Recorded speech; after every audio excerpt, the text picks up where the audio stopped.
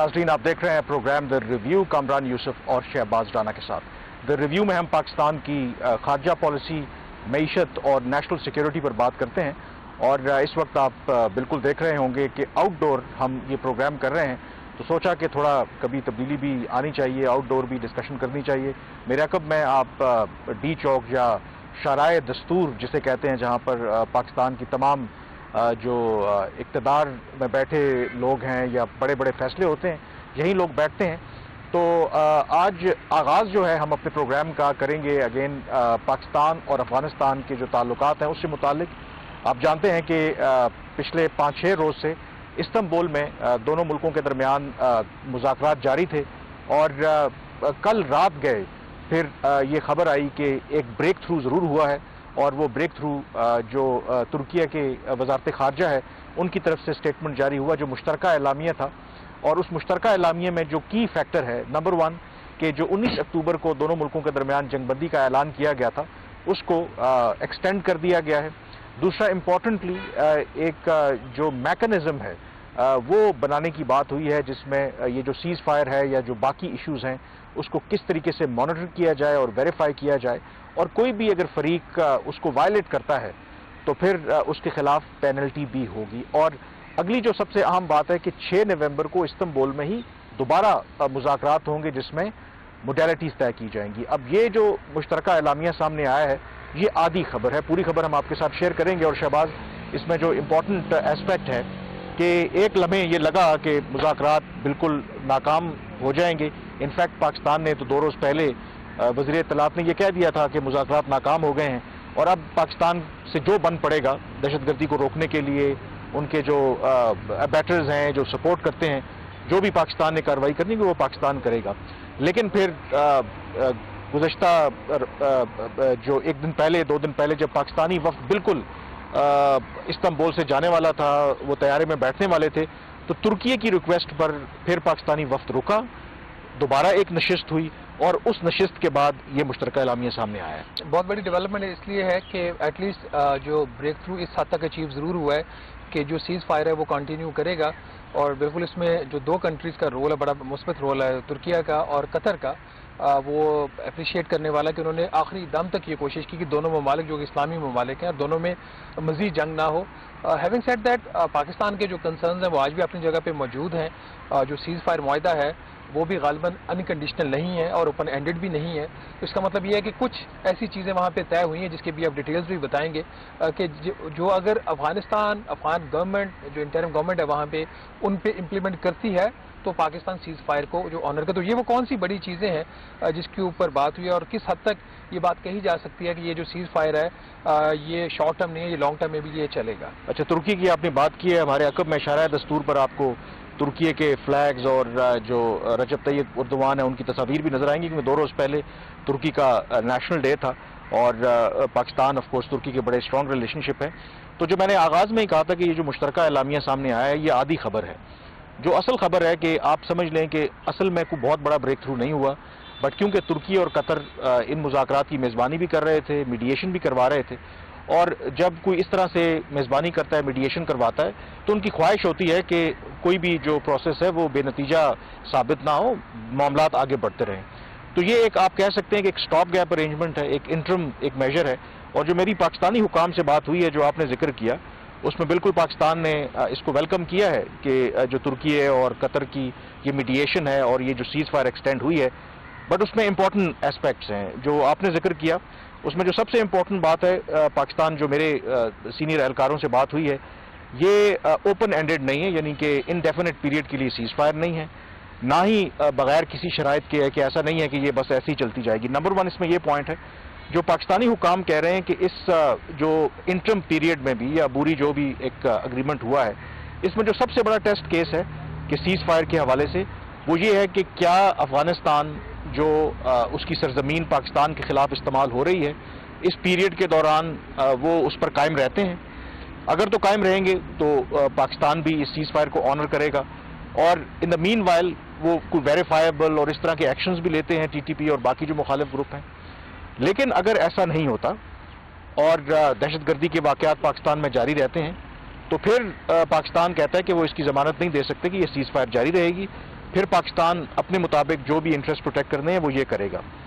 और इसी तरीके से फिर जो बात हो रही है कि मॉनिटरिंग और वेरिफिकेशन जो मैकेनिज्म की, उसमें भी उन्होंने कहा है कि ये जो ऐसे इंस्ट्रूमेंट्स होंगे कि जिसमें ऑन ग्राउंड उसको वेरीफाई किया जा सके कि जो भी एक्शंस जो हैं वो उनकी तरफ से होंगे, अफगान तालिबान लेंगे। अब पाकिस्तानी हुकाम का ये भी कहना है कि हम इस सारे प्रोसेस के अंदर एक अच्छी नीयत के साथ दाखिल हुए हैं। कभी भी हम नहीं चाहते थे कि अफगानिस्तान के साथ हमारे ताल्लुकात ख़राब हों, हम चाहते थे कि बातचीत के जरिए ये मामलात हल हों, लेकिन ये बात यहाँ तक पहुँची है तो उसकी वजह यही है कि अफगानिस्तान ने और अफगान तालिबान ने इससे पहले ताउन नहीं किया। अब इम्पॉर्टेंटली पाकिस्तान ने अगेन ये कहा है कि इस सीज फायर का सब दारो मदार अफगानिस्तान के ऊपर है, वो किस हद तक रोकते हैं इन दहशतगर्द ग्रोहों को, और अगर वो रोकेंगे तो पाकिस्तान को प्रॉब्लम नहीं है, लेकिन अगर वो नाकाम रहेंगे तो then we will also act. So clearly यहाँ पर एक आप कह सकते हैं कि एक स्टेप आगे बढ़ा तो ज़रूर है, यानी कि पूरा प्रोसेस कलैप्स नहीं हुआ। जो मेरी बातचीत हुई है उसमें यही है कि प्रोसेस कलैप्स ना हो, बाकी चीज़ें ताकि एक वक्त मांगा है बीच में, क्योंकि 6 नवंबर को दोबारा मुज़ाकरात होंगे, तो इन द मीन वाइल ख़ास करके अफगान तालिबान जो हैं वो अपनी क़यादत के साथ मशावरत करें जो पाकिस्तान के मुतालबात हैं, क्योंकि पाकिस्तान अपने मुतालबे पर खड़ा हुआ है। सिंगल पॉइंट एजेंडा है, TTP के खिलाफ आपने कार्रवाई करनी है, BLA के खिलाफ, बलोच दहशतगर्द तंजीमों के खिलाफ, और एक ऐसी कार्रवाई करनी है जिनको ऑन ग्राउंड वेरीफाई भी किया जा सके। अगर उस पर कोई प्रोग्रेस नहीं होती तो फिर किसी जो बाकी दोनों मुल्कों के दरमियान ताल्लुकात की नौयत है उसमें भी कोई पेशरफ नहीं होगी। कामरान, इसमें 2-3 चीज़ें बड़ी अहम है। एक तो बुनियादी बात यह है कि चाहे बलूचिस्तान लिबरेशन आर्मी हो, TTP हो या कोई और दहशतगर्द तंजीम हो, अफगानिस्तान की जो ज़मीन है वो पाकिस्तान के खिलाफ इस्तेमाल नहीं होगी। ये एक प्रिंसिपल फैसला हुकूमत पाकिस्तान ने किया है और उसी के बेस के ऊपर ये सारी जो चीज़ें हैं वो हो रही थी। एक आपको पता है कि जो जिस तरह की खबरें भी आती रही हैं, डिस्कशन के दौरान एक पॉइंट ये भी आया था कि अफगानिस्तान किस तरह पाकिस्तान की जो उसकी सिक्योरिटी उसकी गारंटी दे सकता है, और विज़ा विज़ और भी बहुत सारी बातें हुई। बट जो चीज़ इम्प्लीमेंटेशन मैकेनिज्म की बात है, वेरिफिकेशन की बात है, ये जो दो बुनियादी उसके अहम जुज़्व हैं इस अंडरस्टैंडिंग के, इस अरेंजमेंट के, जो कि टेम्परेरी है, परमानेंट नहीं है। और अगर वेरिफिकेशन की बात है तो वेरिफिकेशन कौन करेगा? डेफिनेटली जो इतलात आ रही है वो इम्पार्शियल और थर्ड कंट्री वेरिफिकेशन करेगी। क्या वेरिफिकेशन करेगी? जिसमें ये जो 2-3 पॉइंट्स आ रहे हैं कि उनकी ज़मीन इस्तेमाल नहीं हो रही, उनकी लॉजिस्टिक्स जो है वो उसको सस्पेंड कर रहे हैं, और जो उनकी जो लीडरशिप है उसके खिलाफ एक्शन हो रहा है। तो आप समझते हैं कि ये बड़ा कॉम्प्लेक्स एक चीज़ है। मतलब इन चीज़ों को वेरीफाई करना है, किस तरीके से वेरीफाई किया जाए कि वाकई लॉजिस्टिक्स सस्पेंड हो गई हैं उनकी, वाकई उनके खिलाफ एक्शन हुआ है। ये इम्पार्शियल जो वेरिफिकेशन है ये क्या फिर तुर्किया करेगा, कतर करेगा, या उनको कोई ज्वाइंट कोई टीम है? इसके ऊपर अभी फैसला होना है। देखें, इसमें अभी फैसला होना है। जो मोडेलिटीज़ की बात हो रही है, प्रिंसिपली तो ये एग्री हो गया कि एक मैकेनिज्म होना चाहिए, क्योंकि दोनों मुल्कों के दरमियान एतमाद का इतना फुकदान है कि ये खुद से तो मामला अगर हल कर लेते तो शायद ये मामला तुर्की और कतर के पास जाता भी नहीं। उसमें 2 प्रपोजल्स हैं। एक तो क्वाड्रिलैटरल फोरम की फ्रेमवर्क की बात हो रही है, यानी कि चारों जो ममालिक हैं, पाकिस्तान, अफगानिस्तान, कतर और तुर्की शामिल हों, और क्योंकि तुर्की और कतर मीडिएटर्स हैं, गारंटर्स हैं, और वो मेरे ख्याल में बेहतर तौर पर जज कर सकेंगे कि फ़र्ज़ करें कि पाकिस्तान को लगता है कि कोई दहशतगर्दी का वाक़या हुआ है और उसके ताने बाने अफगानिस्तान से जाकर मिलते हैं, क्योंकि इन मुज़ाकरात में जो 5 रोज़ा मुज़ाकरात थे, पाकिस्तान ने कई मौक़ों के ऊपर उनको क्लियरली विद टाइम स्टैम्प और बाकी जो भी एविडेंस है वो प्रोवाइड किए उनको कि ये देखें ये जो क़यादत है TTP की कहाँ बैठी हुई है, कहाँ से ये ऑपरेट कर रहे हैं। इवन जो हालिया पाकिस्तान में दहशतगर्दी के वाक़यात हुए हैं उसमें अफ़गान जो नेशनल है मुलव्वस पाए गए हैं, उनकी जो फ्यूनरल्स हैं वो अफ़गानिस्तान में किस किस जगह पे हुई हैं, और वो चीज़ें सारी, और उसके बावजूद अफ़गान तालिबान जो हैं वो बैक ट्रैक करते रहे। तो पाकिस्तान का अब ये कहना है कि चलें आप हमारी बात पर तो उनको शायद यकीन ना करें, लेकिन जब तुर्की और कतर भी उसमें होंगे तो फिर वो एक दबाव उनके ऊपर ज़रूर होगा। तो एक क्वाड्रिलैटरल जो फ्रेमवर्क है उसकी बात हो रही है, या इस तरह की कोई टेक्निकल जो कमेटी है उसकी बात हो रही है, बट स्टिल मेरे ख्याल में उसकी जो मोडेलिटीज़ हैं वो तय होना बाकी है, क्योंकि अफगान तालिबान इन जो 5 रोज़ा मुज़ाकरात हुए, वर्बली वो पाकिस्तान से अग्री करते थे कि जी बिल्कुल आपके कंसर्न्स जेन्युइन है, लेकिन जब रिटन इन चीज़ों को लाने की बात होती थी वहाँ पे वो बैक ट्रैक कर जाते थे। कम से कम 3 मरतबा ऐसा ज़रूर मौका आया कि जब एक ड्राफ्ट के ऊपर एग्रीमेंट हुआ, every time Afghan Taliban agree किए ड्राफ्ट के ऊपर, और 11th आवर वो बैकआउट कर गए, क्योंकि बाकी बातें वो मान लेते थे लेकिन जो इन राइटिंग है वो मानने के लिए तैयार नहीं थे, और इस वजह से फिर मामलात आगे नहीं बढ़े। और फिर एट वन पॉइंट पाकिस्तान ने कहा तो हम तो मुज़ाकरात नहीं करेंगे, पाकिस्तान का डेलीगेशन वापस आने वाला था, फिर तुर्की ने कोशिश की और उन मुज़ाकरात को या इस डील को किसी तरीके से सैल्वेज किया गया है। डिफ़िकल्ट प्रोसेस है। जो अफगान तालिबान का ट्रैक रिकॉर्ड है उसमें मेरे ख्याल में इसीलिए पाकिस्तान कॉशियसली ऑप्टिमिस्टिक है। जो पाकिस्तानी ज़राए कह रहे हैं कि ये ओपन एंडेड नहीं है, अनकंडीशनल नहीं है, वो इसी वजह से कह रहे हैं कि उनको कहीं ना कहीं ये खदशा ज़रूर है कि इतनी कमिटमेंट के बावजूद या जो कुछ हुआ भी है अभी भी शायद अफगान तालिबान के ऊपर उस तरीके से एतबार नहीं किया जा सकता। बट पाकिस्तान ऑब्वियसली तुर्की है, कतर है, उनको नाराज़ तो नहीं कर सकता। पाकिस्तान अपनी जो सिंसेरिटी है वो उनको दिखा रहा है। और उसमें एक और जो बड़ा एलिमेंट है, चलें जो वेरिफिकेशन वाला मामला है, ये बहुत सी टेक्निकलिटीज़ हैं। जो मुझे पता चला है कि पाकिस्तान ने पहले भी किया था। एक और जो पाकिस्तान का मुतालबा है जो बड़ा सिंपली वो अफगान तालिबान मान भी सकते हैं, वो ये था कि तालिबान के जो अमीर हैं हैबतुल्लाह खुनज़ादा, वो एक पब्लिक फतवा जारी करें क्लियरली और उसमें कहें कि ये टीटीपी है, बीएलए है या बाकी दूसरे ग्रुप हैं, पाकिस्तान के खिलाफ जो हमले करते हैं या सो कॉल्ड उसको जिहाद कहते हैं, ये गैर शरई है, ये गैर इस्लामी है, जायज़ नहीं है। अब ये क्यों इंपॉर्टेंट है? क्योंकि टीटीपी और बीएलए दूसरे ग्रुपों ने बैत कर रखी है हैबतुल्लाह खुनज़ादा के ऊपर और उनका जो अपना सिस्टम है कि अमीरुल मोमिनीन की आप किसी भी बात को डिफाई नहीं कर सकते। अब पाकिस्तान कहता है कि अगर अफगान तालिबान कहता है कि नहीं हम टीटीपी को सपोर्ट नहीं करते, हम अपनी सरजमीन इस्तेमाल होने की इजाज़त नहीं देते, तो फिर ये फतवा इशू करने में क्या कबात है? अब उस पर भी वो नहीं आ रहे। माजी में इस तरह की बातें उतरी लेकिन बड़ी मुबहम सी उन्होंने बात की, एक डायरेक्टिव्स इशू कर दी। लेकिन अगर क्लियर वो फतवा हैबतुल्लाह खुनज़ादा की तरफ से आता है, that also shows the sincerity of the Afghan Taliban की जो क़यादत है और गवर्नमेंट है, और वो भी वो करना नहीं चाह रहे। बट कामरान, इसके अंदर एक चीज़ बड़ी इंपॉर्टेंट वो ये है कि इस सारे प्रोसेस के दौरान जब ये मुज़ाकरात हो भी रहे थे तो जो पाकिस्तानी सिक्योरिटी फोर्सेज हैं उनकी जो कार्रवाइयाँ हैं टीटीपी के खिलाफ जारी रही हैं। और मेरा ख्याल जो एक बड़ी डेवलपमेंट ये हुई है कि जो कलअदम तंजीम है उसके सरबराह के करीबी साथी जो है उनके डेप्टी भी रहे हैं, उनको भी मारा गया है गालबन कल या परसों। तो इससे ओवरऑल अगर आप देखा जाए तो एक तरफ तो पीस का जो प्रोसेस है वो चल रहा है और दूसरे उसके साथ ही जो ऑपरेशन इन दहशतगर्द तंजीमों के खिलाफ वो भी जारी है। तो हम होप कर सकते हैं कि फॉर द टाइम बीइंग चीज़ें जो हैं वो बेहतरी की तरफ जा रही हैं। और जो प्रिंसिपल्स की बात हो रही है कि प्रिंसिपल्स की जो मीटिंग होगी 6 नवंबर को, उसमें ये फाइनल जो कोई एग्रीमेंट है वो अगर होता है तो होपफुली जो वेस्टर्न बॉर्डर काफ़ी अरसे से, बल्कि अब तो दहाइयों से नहीं, ओवरऑल जो सिक्योरिटी सिचुएशन और वैसे भी तजारत भी बंद है, मुल्क में अंगूर भी नहीं मिल रहे, वो भी एक लोगों के लिए मसला बना हुआ है। तो चीज़ें जो है वो नॉर्मलाइजेशन की तरफ वापस आएंगी। बिल्कुल, लेकिन उसमें जो इंपॉर्टेंट बात आपने बॉर्डर की बात की है, क्योंकि बॉर्डर आई थिंक ऑलमोस्ट 3 हफ्ते हो गए हैं, तमाम जो बॉर्डर क्रॉसिंग है वो चमन हो, तोरखम हो, अंगूर अड्डा हो, ये फिलहाल बंद है। और बावजूद इसके कि कल अच्छी खबर तो आई थी इस्तांबुल से, लेकिन पाकिस्तानी हुकाम ये कह रहे हैं कि अभी ये नहीं कहा जा सकता कि ये बॉर्डर कब खुलेगा। इसका मतलब ये है कि पाकिस्तान अभी भी इंतजार कर रहा है कि कुछ टेंजिबल प्रोग्रेस हो, और पाकिस्तान ने क्लियरली बाकी अफगानिस्तान के साथ जो भी मामलात हैं उनको लिंक कर दिया है एक इशू के साथ कि जब तक वहाँ से दहशतगर्दी खत्म नहीं होती बाकी मामलात के ऊपर भी प्रोग्रेस नहीं होगी।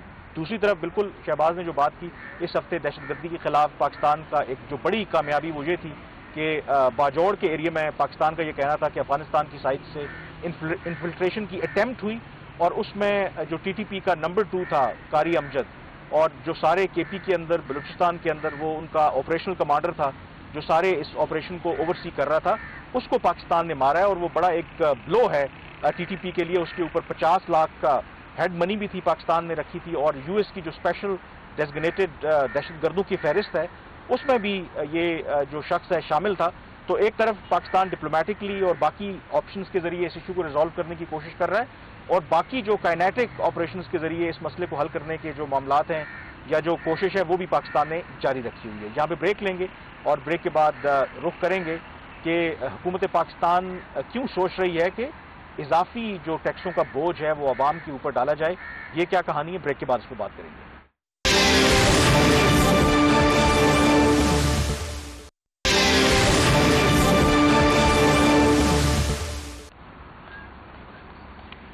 जी, ब्रेक के बाद एक दफ़ा फिर आपको खुश आमदेद कहते हैं। हाल ही में पाकिस्तान और IMF के दरमियान स्टाफ लेवल एग्रीमेंट तो हो गया, और मुमकिना तौर पर जब बोर्ड की मीटिंग होगी सम टाइम इन नवंबर तो पाकिस्तान को अगली किस्त भी जारी हो जाएगी। लेकिन इसमें जो इम्पोर्टेंट एक डेवलपमेंट है कि जो गवर्नमेंट है वो मुमकिना तौर पर हो सकता है कि नए साल के आगाज़ में आपको एक नया तोहफा दे, और वो तोहफा ये हो सकता है कि मज़ीद जो टैक्सों का बोझ है वो आपके ऊपर डाला जा सकता है या चंद सेक्टर्स के ऊपर डाला जा सकता है। तो इसका IMF के साथ क्या ताल्लुक है? शहबाज, आमतौर पर तो जो बजट में ही टैक्सेस का नफाज होता है और in the middle of the financial year कम ही होता है जहाँ पर ज़रा स्टेबल इकोनॉमीज़ होती हैं। लेकिन पाकिस्तान में आम तौर पर जब बजट आता है तो यू नेवर नो के इवन फाइनेंशियल ईयर के दौरान ही पॉलिसीज़ तब्दील हो जाती हैं। तो ये क्या मुआजरा है? गवर्नमेंट ने IMF को क्यों ये यकीन दहानी कराई है कि मुमकिन तौर पर नए साल के आगाज़ में 200 अरब रुपए के इजाफी टैक्स जो हैं वो लगाए जा सकते हैं? कामरान, जब IMF का प्रोग्राम होता है तो उससे जुड़े बहुत सारे मसाइल होते हैं। जहाँ पे ये प्रोग्राम मसाइल के हल की वजह बनता है, वहाँ पे ये नए मसाइल भी पैदा करता है। और उसकी वजह ये होती है कि जब प्रोग्राम के अहदाफ तय हो रहे होते हैं तो बहुत सारी चीज़ें जो होती हैं वो क्लियर नहीं होती। कुछ अनसर्टेनिटीज़ हमेशा रही हैं, लेकिन कुछ बुनियादी कंडीशंस होती हैं, शराइत होती हैं प्रोग्राम की, जो हर मुल्क को इम्प्लीमेंट करनी पड़ती है। प्रॉब्लम ये जो प्रोग्राम है वो उसके अंदर ये है, जो इन अ वे सोल्यूशन भी है, कि जो प्राइमरी बजट सरप्लस का एक हदफ है वो हुकूमत पाकिस्तान ने IMF के साथ तय किया हुआ है। और वो जो हदफ है वो 1.6% पाकिस्तान की इकॉनमी के बराबर, मतलब ये कि तकरीबन हुकूमत ने 2100 अरब रुपए का सरप्लस दिखाना है। कर्जों के ऊपर सूद की अदायगी के बाद जो बाकी रेवेन्यूज बच जाएंगे उसके खराजात से 2100 अरब रुपए जो है वो ज्यादा होने चाहिए। ये एक इंपॉर्टेंट हदफ था। IMF की अभी ये जो मुलाकातें हुई हैं, इनके स्टाफ लेवल एग्रीमेंट हुआ है, तो उसके अंदर हुकूमत पाकिस्तान ने ये कोशिश की थी कि ये जो हदफ है इसमें इनको कुछ 450 से 500 अरब रुपए की रिलैक्सेशन मिल जाए। गिवन द फैक्ट कि पाकिस्तान में सैलाब आए हैं, उसकी वजह से जो चीज़ें हैं वो उसके ऊपर अखराजात भी होंगे, नुकसानात भी हुए हैं। तो IMF का ये मौक़िफ़ है कि जो सैलाब से जो नुकसानात हैं वो इतने ज़्यादा नहीं हुए कि आपको मज़ीद जो है वो रिलीफ इसमें किसी किस्म की बजट के अहदाफ में चाहिए। इसके हवाले से दो बड़ी खबरें हैं हमारे लिए नाज़रीन के पास। एक खबर तो ये कि नाज़रीन इसमें IMF से जो हुकूमत पाकिस्तान ने एक रिक्वेस्ट की थी कि जो प्राइमरी बजट सरप्लस का हदफ है उसको रिलैक्स किया जाए। IMF ने उसको मानने से फिलहाल इनकार कर दिया, लेकिन इसके साथ ही IMF ने ये ज़रूर कहा है कि अगर जब फाइनल जो अदाद-ओ-शुमार मिल जाएंगे कि कितने नुकसानात हुए सैलाब की वजह से, उसकी रोशनी में फिर जब तीसरा रिव्यू होगा प्रोग्राम का समवेयर नेक्स्ट ईयर, तो उसके अंदर इसमें गौर किया जा सकता है। बट जो बड़ी बात है, जो कामरान ने भी बात की कि 200 अरब रुपए का जो एक मिनी बजट कह ले, कंटिजेंसी मेजर्स कह ले, अभी इसके बारे में हतमी फैसला नहीं हुआ कि ये जो मिनी बजट है ये आएगा। उसके लिए कुछ शराइत हैं वो तय हुई हैं। वो शर्त इसके अंदर पहली ये है कि अगर FBR का जो 6 माह का टैक्स कलेक्शन का हदफ है वो हासिल नहीं होता, जो कि लग रहा है कि स्टेज के ऊपर हासिल नहीं हो रहा।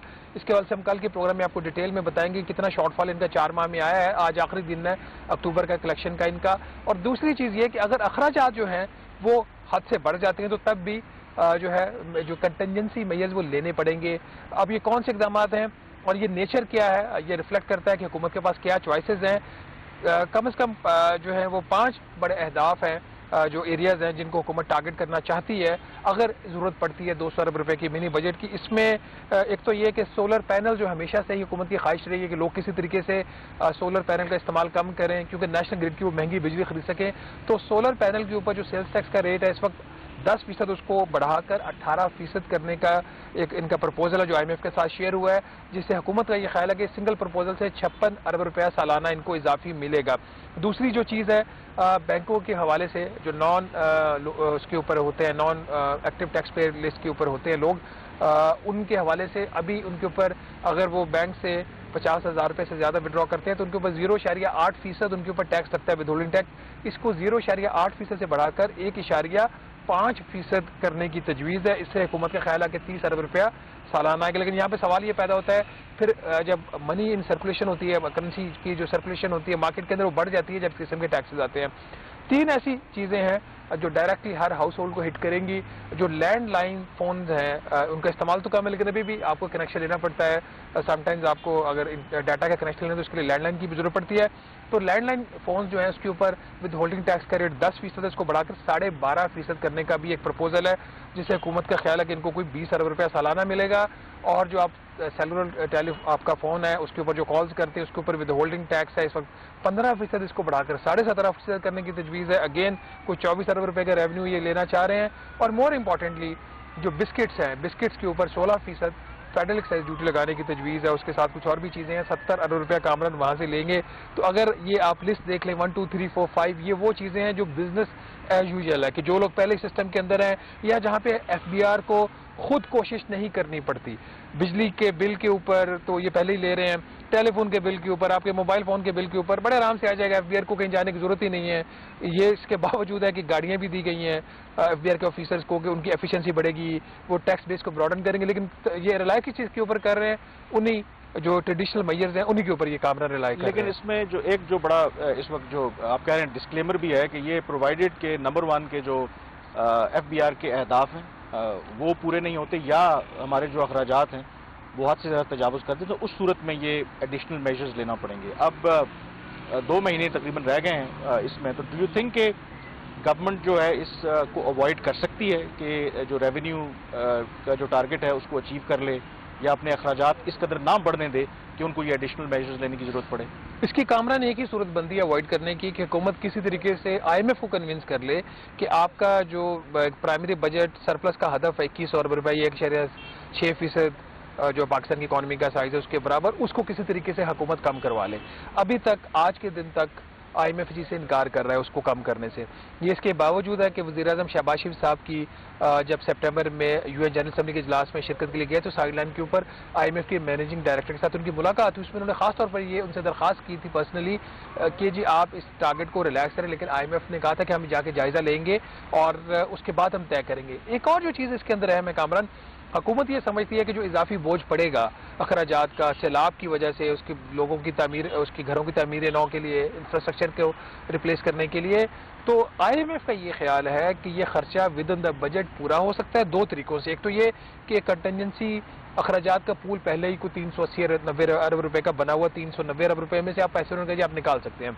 दूसरा जो पब्लिक सेक्टर डेवलपमेंट प्रोग्राम है, जो तरक्याती बजट है वफाकी हुकूमत का, आईएमएफ का ये ख्याल है कि उसके ऊपर 300 अरब रुपए की कटौती करके ये खर्चा पूरा हो सकता है। अभी तक आईएमएफ को हुकूमत कन्विंस नहीं कर पाई कि ये जरूरी है, ये अखराजात अब इजाफी हैं, ये हमें मीट करने दें। तो अब ये तो खर्चे वाली बात होगी। जहां तक एफबीआर की बात है, एफबीआर जो है अभी भी अपने अहदाफ हासिल करने में बुरी तरह नाकाम हो रहा है। अक्टूबर का महीना भी खत्म हो गया, जो डिटेल इसका नंबर कल तक इंशाल्लाह हम शेयर करेंगे कल के प्रोग्राम में, बट अभी भी एफबीआर ऑन ट्रैक नहीं है। एफबीआर की कारकर्दगी के हवाले से अगर आप आईएमएफ की बात करें तो उसके ऊपर आईएमएफ के 2 व्यूज हैं। जो तो टैक्स कलेक्शन का हदफ है एफबीआर का, उसके ऊपर तो आईएमएफ खुश नहीं है कि उनकी परफॉर्मेंस ठीक नहीं है। बट एक चीज के ऊपर आईएमएफ सेटिस्फाई है कि एटलीस्ट जो एडमिनिस्ट्रेटिव कुछ एफर्ट्स एफबीआर को करनी चाहिए, कुछ सिस्टम्स को बेहतर करना चाहिए, डिजिटलाइजेशन का इस्तेमाल करना चाहिए चीज़ों का, उसके ऊपर उनका ये ख्याल है कि इन्होंने रिस्क बेस्ड एक मैनेजमेंट सिस्टम जो लेके आ रहे हैं उससे कोई फर्क पड़ेगा, कितना नहीं पड़ेगा वो बात की बात है। बट जो बिजनेस है यूजुअल है, जो मेरा इसके ऊपर सारा कंसर्न है, अगर आप इन प्रपोजल्स को भी देखें होता है या नहीं होता वो बात की बात है। आज के दिन ये 5 बड़ी चीज़ें जो एफबीआर ने तय की हैं और आईएमएफ के साथ शेयर की हैं बैकअप के ऑप्शन के तौर पर, ये वही हैं जिसमें रेडी वाला भी मुतासर होगा, जिसमें पाकिस्तान के अमीर तरीन शख्स है उसके ऊपर उसको तो शायद 2.5% ऊपर उनसे फर्क नहीं पड़े। रेडी वाला के तो फ़ोन इस्तेमाल कर रहे हैं, आपके घरों में देहातों में भी टेलीफोन जो कनेक्शन है वो यूज़ होते हैं। तो ये जो चीज़ें हैं ना, ये फिर बिस्किट्स के ऊपर, मतलब आप पाकिस्तान के अंदर एक बड़ी बच्चों को एक स्नैक्स उनकी है, वो स्कूल्स के अंदर जो उनका लंच है वो अक्सर बिस्किट की सूरत में बच्चे लेके जाते हैं। तो इस किस्म के जो प्रपोजल्स हैं ये बिजनेस एज यूजुअल, और ये बिल्कुल भी उस चीज़ को डिफीट कर रहे हैं जो चेयरमैन एफबीआर का पर्पस था कि उनकी मशीनरी एक्टिव होगी, जिसके लिए उन्होंने 1000 उनकी गाड़ियाँ उनको नहीं लेके दी, उन्होंने उनकी तनख्वाह में 4 गुना तक इजाफा किया कि जी वो ऑल दो परफॉर्मेंस बेट बट इजाफा तो किया, बट उन्होंने जब उनसे हमने उस वक्त इतराज किया था आप गाड़ियाँ क्यों लेके दे रहे हैं, मिस यूज़ होगी, उन्होंने कहा जी कि नहीं उसके ऊपर मैं स्टिकर्स लगवाऊंगा एफबीआर के ताकि वो गाड़ियाँ मिस यूज़ ना हो। वो स्टिकर लगे, मैंने खुद आज अपनी आंखों से देखा है, एक गाड़ी से जो मेरे सामने से गुजरी मुझे पता था उस गाड़ी का ये एफबीआर की गाड़ी, उसके स्टिकर उतरा हुआ था। तो इस किस्म की जो चीज़ें होती हैं जिसमें आप अपनी मशीनरी की सपोर्ट लेने के लिए कुछ काम करते हैं वो देर पा नहीं होते। देर पा कब होंगे, जब आप रियली बेस को ब्रॉडन करेंगे तब आपको इस किस्म की जो प्रपोजल के ऊपर रिलाई नहीं करना पड़ेगा। ये मेरे ख्याल में अजीब एक आई थिंक मिस्ट्री भी है कि ना सिर्फ जो एफबीआर के चेयरमैन हैं जिन्हें प्राइम मिनिस्टर खुद लाए थे और खुद प्राइम मिनिस्टर ने अगर किसी एक सेक्टर के ऊपर या किसी एक डिपार्टमेंट के ऊपर फोकस किया है तो वो एफबीआर और उसकी टैक्स कलेक्शन है, लेकिन उसके बावजूद अगेन जितना शहबाज कह रहे थे कि जब भी टैक्स लगाने की बात आती है, इजाफी टैक्स लगाने की बात आती है, तो वही जो एक टिपिकल पुराने जो सेक्टर्स हैं जो ऑलरेडी लोग टैक्स दे रहे हैं उन्हीं पर बोझ डालने की कोशिश की जाती है। तो क्लियरली यहाँ पर एफबीआर को जो लोग चलाते हैं या जो लोग जिम्मेदार हैं मेरे ख्याल है उनके पास आइडियाज़ जो हैं वो ख़त्म हो गए। यहाँ पे ब्रेक लेंगे, ब्रेक के बाद हमारी डिस्कशन जो है वो कंटिन्यू रहेगी।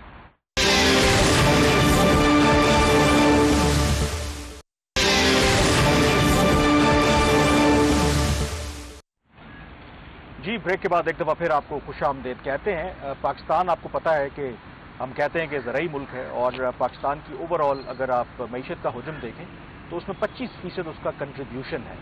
लेकिन अगर आप ज़राअत के शोबे की बात करें और उसमें टैक्स की कंट्रीब्यूशन करें तो वो मेरे ख्याल में ना होने के बराबर है। और इसके हवाले से जो मकामी इदारे भी हैं, बैन अल-अक़वामी इदारे भी हैं, ये कहते रहे हैं कि जो ज़राअत का शोबा है जिसकी इतनी ज़्यादा कंट्रीब्यूशन है उसको भी टैक्स नेट में आना चाहिए या जितना उनका टैक्स बनता है वो टैक्स देना चाहिए। लेकिन शहबाज, इसमें इशू एक ये है क्योंकि जो एग्रीकल्चर है वो तो एक सूबाई सब्जेक्ट है और फेडरल गवर्नमेंट अगर चाहे भी तो ज़ाहिर है कि उसका मैंडेट एक लिमिटेड है।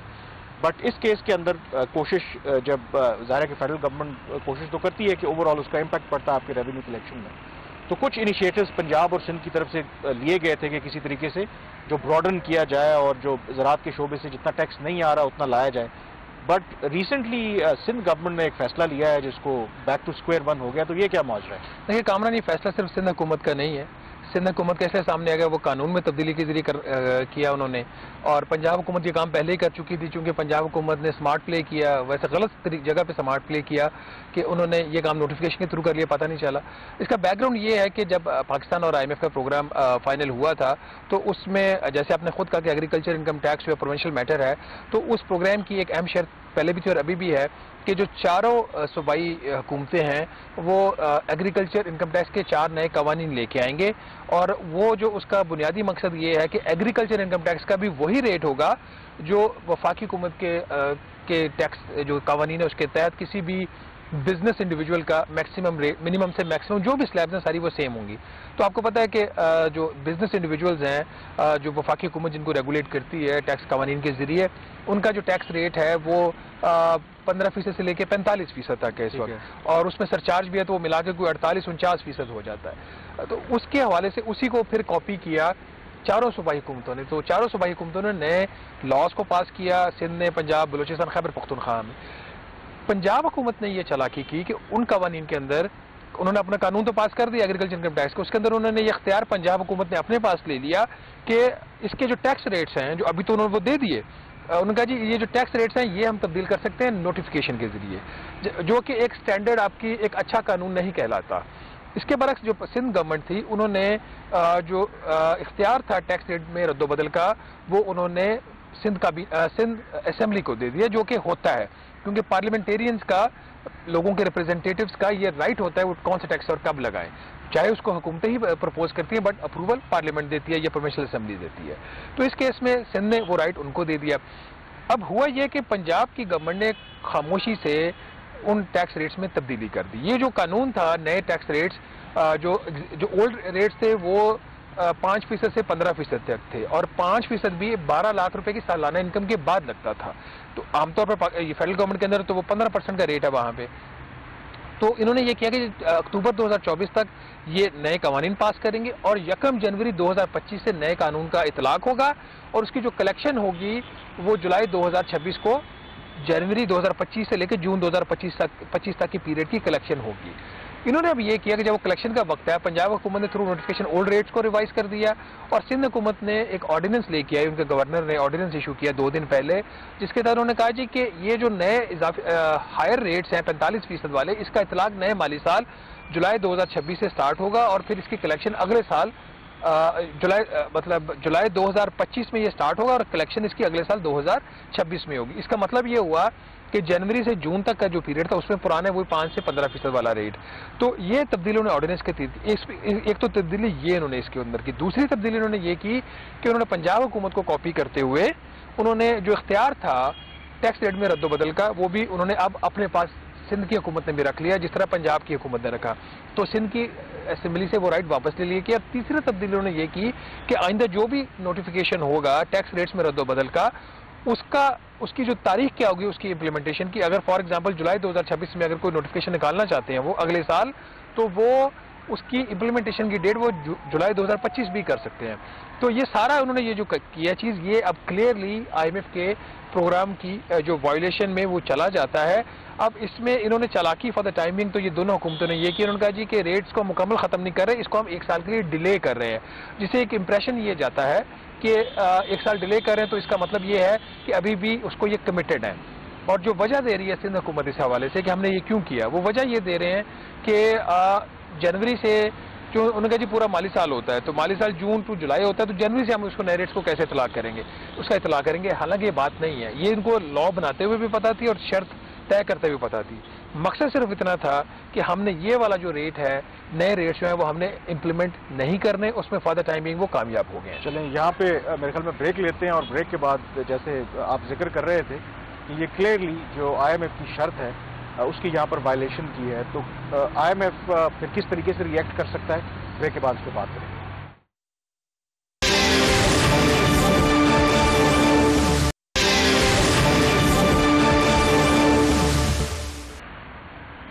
जी, ब्रेक के बाद एक दफ़ा फिर आपको खुशामदीद कहते हैं। ब्रेक से पहले हम जिक्र कर रहे थे कि कैसे जो सूबाई हुकूमतें खास करके सिंध और पंजाब जो ज़राअत के ऊपर टैक्स लगाने का उन्होंने पहले एक इक़दाम लिया था, अब उसको ताख़ीर है या डिले कर दिया है।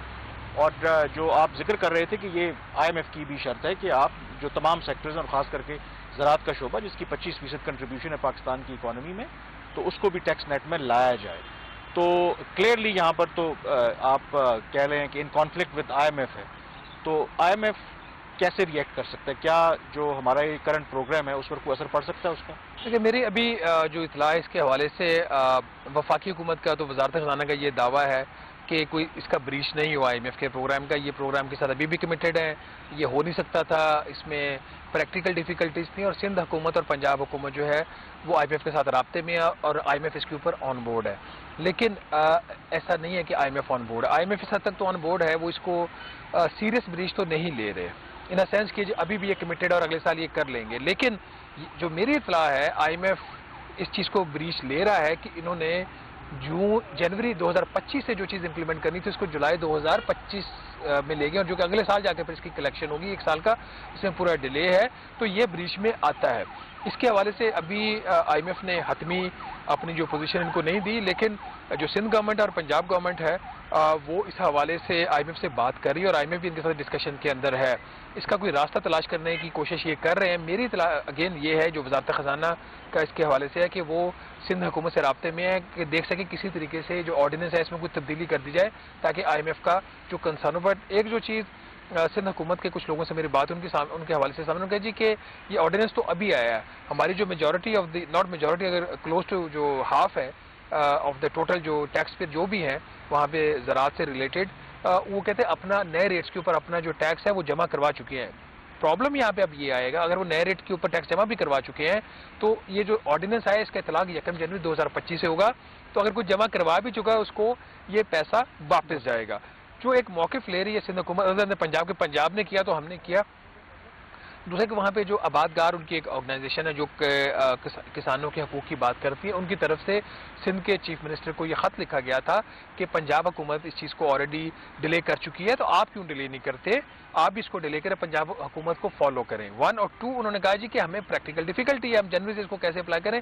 हैविंग सेड दैट, इस वक्त लग ये रहा है कि शायद इसके ऊपर भी मुकम्मल हो जाए। लेकिन ये मैं जो यहाँ पर जो आम सारी बातें हमने की हैं, क्या ज़राअत के शोबे पर इस पे हवाले से बहुत से कहा जाता रहा है कि टैक्स लगाना चाहिए। एक जो व्यू है वो ये है क्योंकि इस शोबे पर इसलिए टैक्स उस तरीके से नहीं लगता क्योंकि वेस्टेड इंटरेस्ट हैं। बहुत से लोग, ये हमारे पीछे पार्लियामेंट है, बड़े बड़े जागीरदार भी हैं, ज़मींदार भी हैं, और इन्होंने ही कानून साजी करनी होती है, तो ये अपने मफादात को क्यों नुकसान पहुँचाएंगे। तो यहाँ पर भी आपको यही वेस्टेड इंटरेस्ट नज़र आता है? एब्सोल्युटली ये वेस्टेड इंटरेस्ट ही है, तो ये डिले हुआ है, वरना कोई वजह नहीं थी। क्योंकि जब ये कवानीन बने थे, जब ये मामला IMF के साथ तय पाए थे, उस वक्त सबको पता था ना कि जनवरी से इसका इतलाक होगा। उस वक्त इनके ज़हन में ये बात नहीं आई थी कि प्रैक्टिकल डिफिकल्टी होगी। और सबसे बड़ी बात, नीयत की जो बात है यही से रिफ्लेक्ट हो जाती है कि जो भी इनकम टैक्स रेट होता है वो कानून में चेंज होता है। ये इसके जरिए, नोटिफिकेशन के जरिए जब आप टैक्स रेट खामोशी से चेंज कर लें, अभी भी क्यों हमें पता चला है, हमें इसलिए पता चला कि सिंध हुकूमत को ऑर्डिनेंस करना पड़ा रेट में तब्दीली के लिए। तो अगर ये नोटिफिकेशन करना होता, ये नोटिफिकेशन करके दराज में रख लेते, मैं सिंध के नोटिफिकेशन का, कराची के नोटिफिकेशन का मुझे यहाँ इस्लामाबाद में बैठ के कैसे पता चलेगा, अंटिल कि वहाँ का मीडिया इसको डिग आउट करे। वो भी इस तरह के नोटिफिकेशन को बड़ा एक छुपाया जाता है। तो नीयत का यहाँ पे बिल्कुल एक सवाल है, ये नहीं करना चाहते। अगर कोई क्लास कामरान इस वक्त ज़ेर ताब है वो सिर्फ तनख्वाहदार तबके, और तनख्वाहदार तबके के हवाले से जिस किस्म की ट्वीट्स वजारत ख़जाना की तरफ से अभी रिसेंटली किए गए, फेडरल बोर्ड ऑफ रेवेन्यू की tweet federal board of revenue की तरफ से किए गए, वो क्लियरली शो करता है कि इनको अंदाज़ा ही नहीं है कि सैलरीड क्लास की क्या मुश्किलात हैं। सैलरीड क्लास ने पिछले साल कितना टैक्स दिया, वो भी नंबर कामरान रिवाइज हो चुका है।